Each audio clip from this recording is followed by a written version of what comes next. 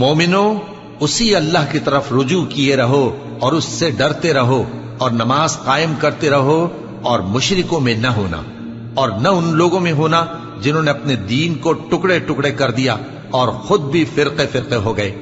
ہر فرقہ اسی میں مگن ہے جو اس کے پاس ہے، اور جب لوگوں کو تکلیف پہنچتی ہے تو اپنے پروردگار کو پکارتے ہیں اسی کی طرف رجوع کرتے ہوئے.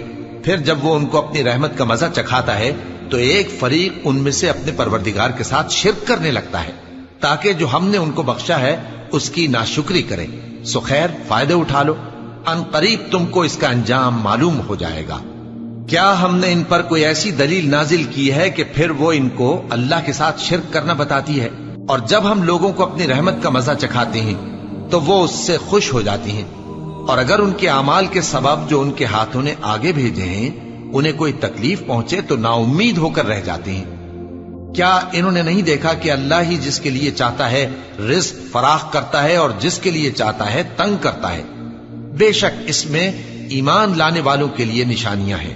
تو اہل قرابت اور محتاجوں اور مسافروں کو ان کا حق دیتے رہو.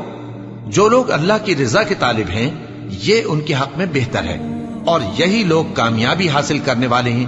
اور جو سود تم دیتے ہو کہ وہ لوگوں کے مال میں بڑھے تو اللہ کے نزدیک تو وہ بڑھتا بھی نہیں، اور جو تم زکوٰۃ دیتے ہو اللہ کی رضامندی طلب کرتے ہوئے تو وہ موجب برکت ہے، اور ایسے ہی لوگ اپنے مال کو کئی گنا کرنے والے ہیں. اللہ ہی تو ہے جس نے تم کو پیدا کیا، پھر اس نے تم کو رزق دیا، پھر وہ تمہیں موت دے گا، پھر زندہ کرے گا. بھلا تمہارے بنائے ہوئے شریکوں میں بھی کوئی ایسا ہے جو ان کاموں میں سے کچھ کر سکے؟ وہ پاک ہے اور اس کی شان ان کے شریکوں سے بلند ہے.